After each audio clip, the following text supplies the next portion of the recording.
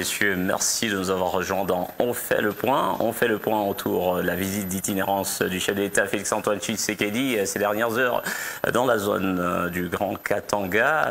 L'impact économique des inaugurations, des infrastructures, des bases, cela est au cœur du décryptage. Maintenant avec le professeur Lamine Piana, bienvenue à vous. Vous êtes monétariste, fiscaliste de formation, mais aussi expert en finance internationale. Nous venions d'assister à une série d'inaugurations des infrastructures des bases par le chef de l'État ici dans l'espace Grand Katanga.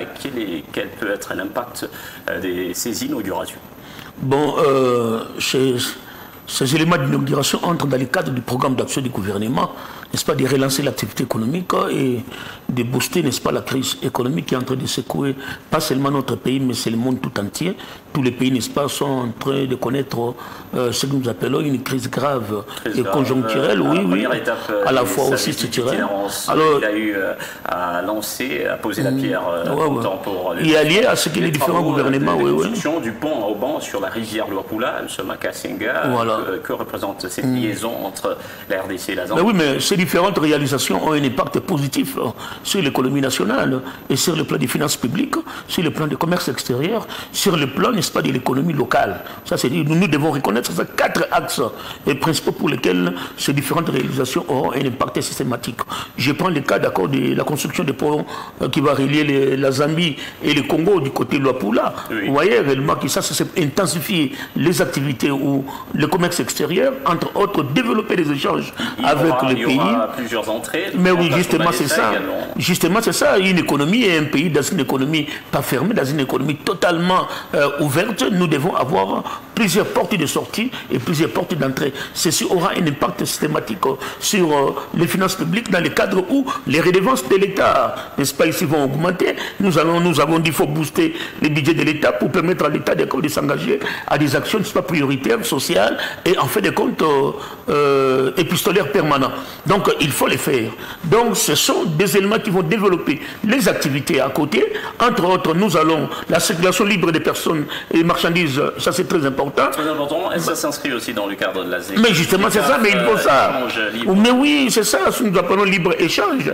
Mais dans les libres-échanges, vous devez savoir que tous les produits ne seront pas, ne vont pas entrer dans nos territoires et consorts. Il y a des pays qui sont, il y a des produits qui sont des produits de première nécessité, pour lesquels sont des produits de consommation courante. Nous devons essayer de défiscaliser ça, soumettre ça à une certaine fiscalisation internationale, c'est-à-dire défiscaliser ça pour permettre à ce que ce produit-là entre dans nos pays, n'est-ce pas, pour l'économie congolaise n'a pas la possibilité de produire ça en grande quantité. Comme nous importons ça, alors il faut que ces produits entrent sans que ces produits soient soumis à des taxes douanières.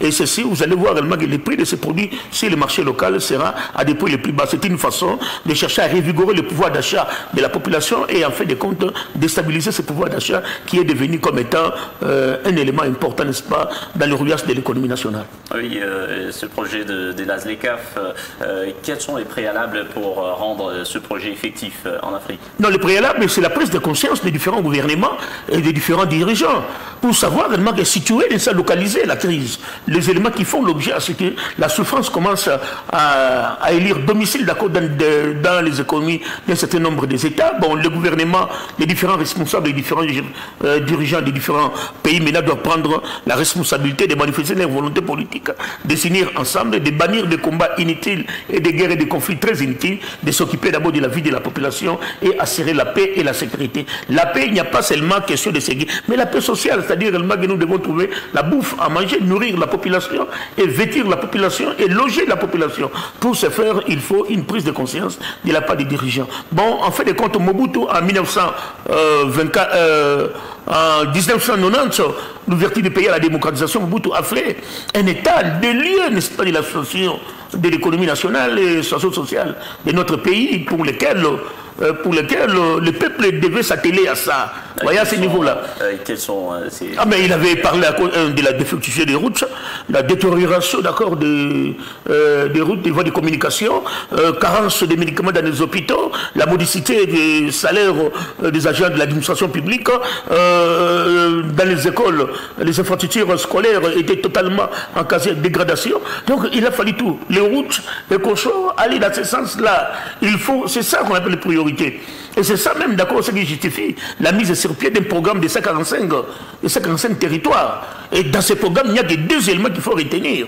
L'État a l'obligation de procéder à la création des infrastructures socio-économiques de base qui relèvent de ce domaine régalien. Ça, c'est très important là. Donc, ça dit réellement que c'est comme ça que l'insécurité, n'est-ce pas, vu les jours à l'Est et Conso, pour la simple raison que vous ne verrez jamais un bâtiment de l'État. Des bâtiments de l'État, ça n'existe pas. L'insécurité, un militaire ou un policier n'a pas de tenue et consort. Mais comment déjà, à ce niveau-là, quand certains pays voisins constatent réellement que nous n'avons même pas d'abord des bâtiments administratifs, on n'a même pas de bâtiments de la police, vous voyez, à ce niveau-là, dans ces contrées-là, quelle est la conséquence? Vous créez déjà l'insécurité, donc ils ont la facilité de pénétrer. Alors maintenant, il faut maintenant que l'État n'a plus prendre de courage. C'est comme ça qu'ils sont en train de faire.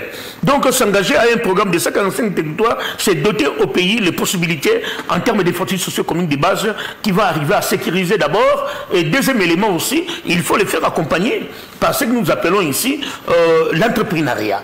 Vous allez voir que plus que l'État prend les devants, la création de tout ça, poste, Banga, Assurance, et Tira là-bas, commence à construire, la police est là, les bâtiments de la commune est là et consort, et bien ici, les activités vont commencer à se faire naître tout autour de ces éléments-là. Entre-temps aussi, les pays voisins qui voient réellement qu'il y a ce que nous appelons ici une prouesse, d'accord, de réalisation, alors dans ce cas-là, nous allons maintenant ici développer la coopération et les échanges. Oui. Vous avez évoqué la constatation faite en 1990 par l'ancien président Mobutu. Oui. C'est constant. Le constat. Mobutu a constaté, a fait, oui. C'était d'abord avant qu'il se lance à ce discours-là du 24 avril 90, il a fait d'abord ce qu'on appelle les consultations populaires. Et quand il a terminé à cela, il a donné le résumé de tout ça ici.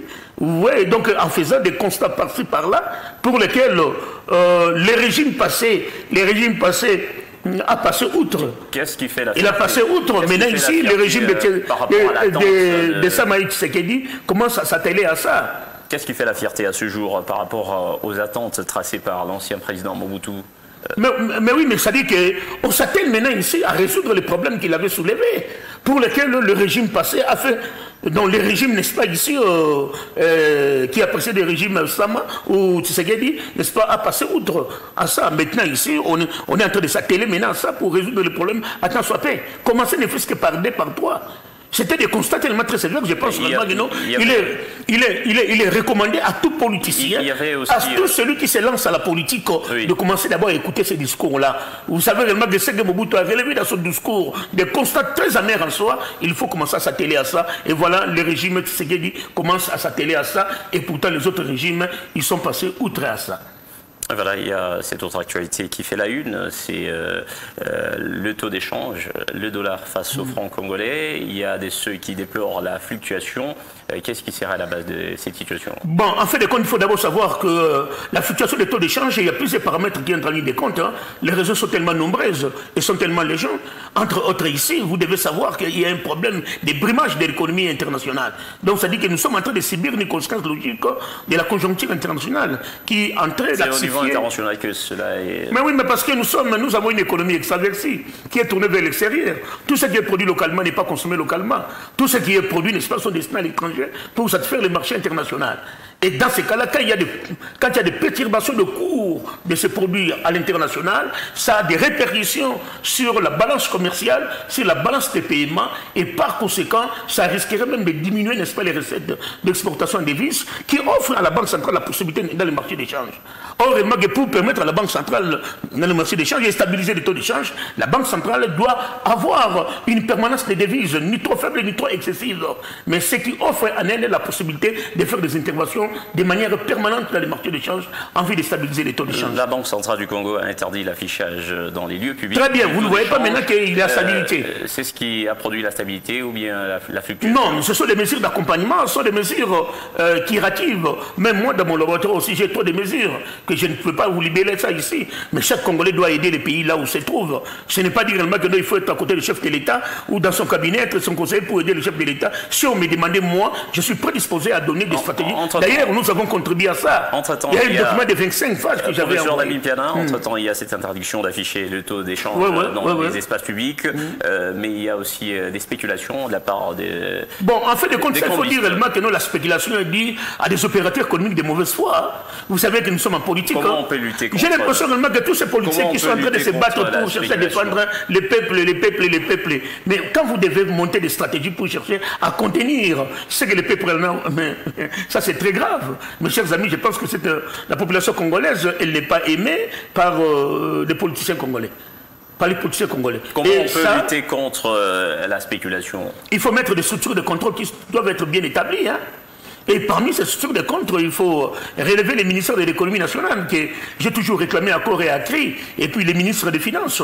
Donc il faut prendre des mesures dans ce sens-là, qui sont des mesures draconiennes pour imposer... Est-ce qu'il n'y a pas nécessité de rendre public le taux directeur pour lutter contre la spéculation? Oui, il y a nécessité. Le taux directeur, c'est le taux que la Banque centrale impose aux banques commerciales. C'est-à-dire réellement que quand il y a... voilà encore un élément très important, c'est l'intervention de la Banque centrale dans les marchés monétaires. Entre autres, ici, quand il y a carence de liquidité dans les banques, ça risque d'empêcher, n'est-ce pas, les transactions. Est-ce qu'il faut appliquer la théorie de la planche à billets pour pallier cette situation? Je suis un économiste conjoncturiste, hein. Et mon intérêt, c'est conjoncturiste. C'est-à-dire que pour moi, il faut la croissance de la masse monétaire. Donc ici, nous sommes dans une économie de sous-emploi. Nous n'avons pas, n'est-ce pas, droit à ne pas faire appel à la planche à billets. La politique des planches à billets qu'on appelle une politique monétaire expansionniste. Oui, ça consiste également ici de doter l'économie de liquidités. Parce que quand il y a carence de liquidités, il y a ce que nous appelons ici, les crédits coûtera tous les crédits à offrir aux agents économiques, n'est-ce pas, ici vont coûter tellement trop cher. Mais quand il y a une permanence de liquidité. On a une politique monétaire expansionniste qui repose sur les planches à billets ici. Eh bien, vous aurez une grande liquidité. Quand la liquidité augmente, le taux d'intérêt, qui est le taux directeur que vous parlez là-bas, vis-à-vis des banques commerciales, on va baisser ça. Quand on va baisser ça, les banques commerciales vont adapter leur taux, n'est-ce pas, d'octroi de crédit, n'est-ce pas, ici à l'économie, ici, à un taux tellement trop bas, ce qui va stimuler l'activité économique. Parlant de la théorie de la planche à billets, est-ce qu'il y a aussi nécessité de renforcer les petites coupures qui semble être rare dans certaines zones, dans certaines provinces? Ah mais oui, mais je ne suis pas... je suis d'accord, pas pour la création de nouveaux billets en circulation pour essayer de résoudre les problèmes des sauts multiples ou des petites coupures et consorts, mais plutôt ici nous avons l'obligation, et la Banque centrale a suivi ce que j'avais dit, recenser tous les billets qui sont déjà en lambeau pour lesquels vous récupérez leurs numéros, et en fait de compte on procède aux émissions monétaires pour substituer ces billets-là par de nouveaux billets. Et ça, il n'y a pas une création. C'est quoi la conséquence? Il n'y aura pas une On ne récupère pas les billets en lambeau. Mais oui, c'est-à-dire qu'on ne crée pas, on ne gonfle pas la masse monétaire, il n'y a pas une croissance de la masse monétaire pour justifier qu'il y aura une inflation, qu'il aura une hausse de prix, mais plutôt ici, il y aura un mécanisme de stabilisation, n'est-ce pas ici, de prix qui est basé pas par le recours à des émissions monétaires intempestibles, mais plutôt ici par la substitution, n'est-ce pas ici, des numéros anciens qui circulaient pour lesquels les billets n'ont plus encore droit à circuler, mais nous serons maintenant des billets nouveaux avec des anciens numéros, ce qui entraînerait comme conséquence, il n'y aura pas de gonflement de la masse monétaire. Nous maintenons de manière constante les mêmes volumes de masse monétaire, donc il n'y aura pas une inflation, il n'y aura pas, n'est-ce pas, un problème de la hausse des prix. Et parlant de la politique monétaire, lors de l'organisation des Jeux de la francophonie il y a quelques mois, nous avions assisté à une baisse légère du taux du dollar face au franc congolais, donc une appréciation du franc congolais pour quelques jours seulement. Et là, la tendance est rentrée presque à l'initiale. Qu'est-ce qui serait à la base de cette baisse qui n'est pas restée pérenne et la situation est revenue presque à l'initiale? Il faut savoir aussi et féliciter le gouvernement Sama qui a organisé tous les présidents de Tshisekedi, qui a beaucoup tenu, n'est-ce pas, ici à ce que la manifestation là soit organisée. Vous savez que ça a des implications positives sur le plan monétaire hein, et sur le plan des finances publiques. Hein. Vous savez ça, c'est l'une des raisons pour laquelle quand il y a organisation de Coupe du Monde ou il y a des manifestations internationales ou des conventions internationales, la plupart des pays s'acharnent pour ravir cette organisation-là. Ouais, vous savez pourquoi? Mais l'Angola l'a fait. L'Angola l'a fait. Ça offre quelle opportunité économique? Mais oui, mais ça permet à nous d'accord d'avoir une liquidité. Les devises qui entrent dans les pays à tout moment là-bas, eh bien la consommation va augmenter. Ça entre par quel canal? Les étrangers, les délégations? Mais les étrangers, mais vous venez avec... Non, vous n'allez pas venir avec le franc congolais. Vous allez utiliser le franc congolais ici à l'intérieur. Vous allez entrer dans les devises, vous allez déclarer vos devises, n'est-ce pas, ici, au niveau, à l'aéroport. C'est comme ça, qu'à Liborto, il y a des comptoirs dans de la Banque centrale. Hein? Même quand vous voyagez, vous arrivez même à Dar es Salaam, là, même au niveau de la gare et consort, vous devez aller déclarer, n'est-ce pas, ce que vous avez comme devise, n'est-ce pas, ici, et en contrepartie, on vous donne la monnaie, n'est-ce pas, qui circule sur le pays. Et là, maintenant, automatiquement, il n'y aura pas un problème lié à la dépréciation qui doit être contenue, durable et soutenue, mais plutôt ici, c'est une façon de conserver le pouvoir d'achat et de maîtriser la valeur intrinsèque de votre monnaie. Ça, c'est très important. Et c'est l'une des raisons pour laquelle il faut encourager. Le pays doit organiser plus de manifestations. Mobutu l'a fait quand il a organisé le combat à l'Iforeman. Vous voyez ce que ça fait? Ça nous a donné, mais non, c'était une prouesse. Ça nous a donné d'accord une certaine fierté. Et en fait, ça a stabilisé les aïrs-monnaies. En 73, $1 américain, un zaïr valait $2 américains. Ça, c'est très important. Là, on peut revenir à ça. Tout est facile.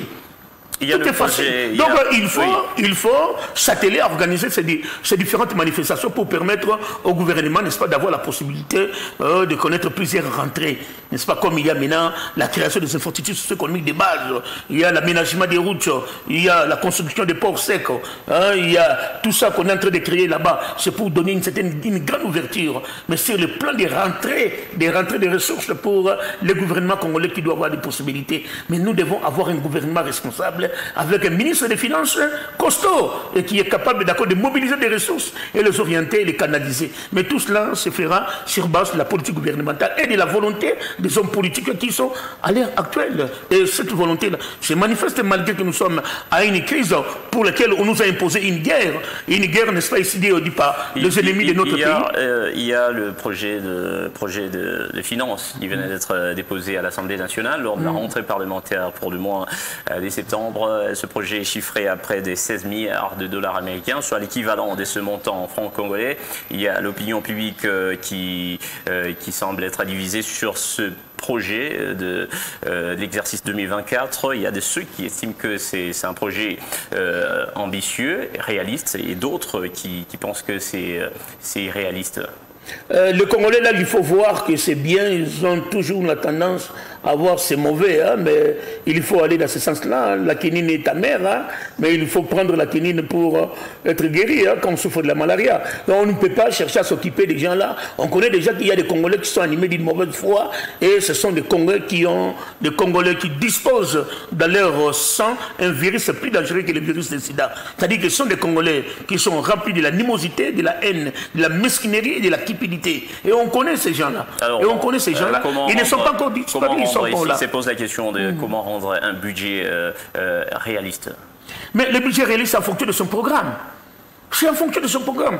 Tout ce qui est déjà libellé que nous allons faire. Cette année, nous allons construire autant de routes. Nous allons aménager les écoles, construire les universités, aménager la rémunération des enseignants, aménager la rémunération des médecins. Nous allons payer les soldes des militaires. Nous allons financer aussi les programmes d'action, n'est-ce pas, à long terme pour notre armée, parce qu'il faut la sécurité. Quand il y a l'insécurité ici, on est en train de compromettre les investissements. Ça, c'est très grave, ça. Et pour ce faire, tout ça, il faut les réaliser. Mais vous devez savoir, il faut mobiliser des ressources capables de couvrir ces différentes dépenses que vous êtes en train d'envisager. Ça, c'est très important, mes chers amis. L'économie, ce n'est pas un sapajou. Nous n'allons pas faire une économie qui doit être... L'économie doit être au service de l'homme. Pas l'homme au service de l'économie. L'économie doit être au service de l'homme, c'est-à-dire doit être une économie qui est capable de changer, de transformer l'homme, de changer l'homme, même la mentalité, la façon de voir les choses. Nous avons encore une mentalité très archaïque imposée par les étrangers. Quand déjà au sommet de l'État, vous avez un étranger, eh bien la conséquence en est que vous allez payer la facture de cette arrogance. Mais il y a des Congolais qui ne voient pas. Nous sommes en train d'évoluer. Vous avez des enfants. Nous allons, à quoi qu'est-ce que nous allons laisser, n'est-ce pas, à la jeunesse qui doit prendre la relève, n'est-ce pas? Donc nous risquons de laisser une jeunesse un peu tiède. Donc nous allons donner à cette jeunesse un cadeau empoisonné. Qu'est-ce que nous avons fait à cela? Nous avons détourné des fonds. On a volé un pays qui était caractérisé par une hausse.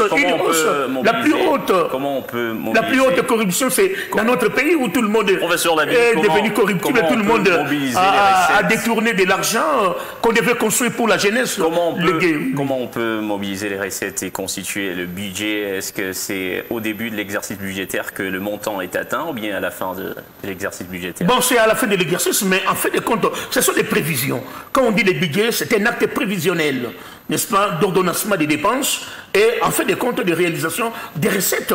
Ce sont les dépenses qui sont prévues d'abord, qui sont votées et les recettes à mobiliser viennent après pour essayer de couvrir ces dépenses-là. Ça sont des théories liées aux finances publiques. Quand vous voulez avoir une finance publique sans crise, c'est comme actuellement il y a. Est-ce qu'il y a une crise des finances publiques?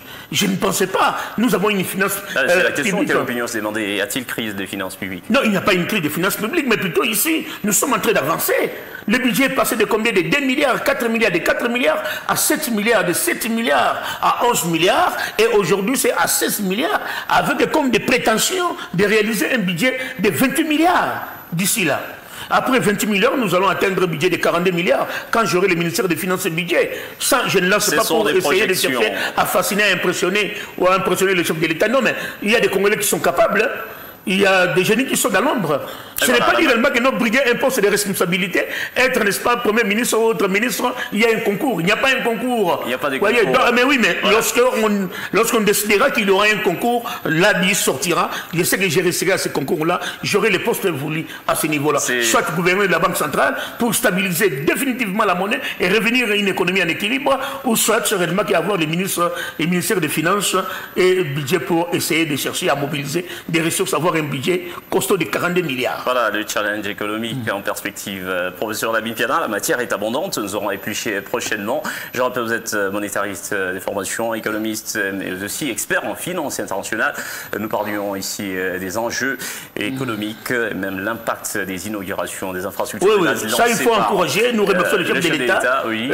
À travers moi ici, je pense que la population scientifique et en fait de compte tout le monde que nous sommes en train de chercher à suivre ça en évolution. Nous ne sommes pas dans des combats politiques, on n'a rien à voir avec ça. C'est ceux-là qui font de la politique, entre guillemets, ils sont très médiocres, parce que la médiocrité, on les voit et on les sent, on voit réellement que ce n'est pas de leur faute, c'est un problème d'éducation. Maintenant, nous avons un chef de l'État qui est bien éduqué, qui ne peut pas arriver ici à engager n'importe quoi parce qu'il est suivi, tel que nous autres ici qui connaissent, nous connaissons d'accord leurs familles et consorts, et que nous savons réellement que ce sont des enfants qui sont bien éduqués, et il est vraiment suivi à la lettre. Moindre pépé et consort, on va lui rappeler, voilà. Vous avez grandi, on a grandi ensemble, mais pas comme ça.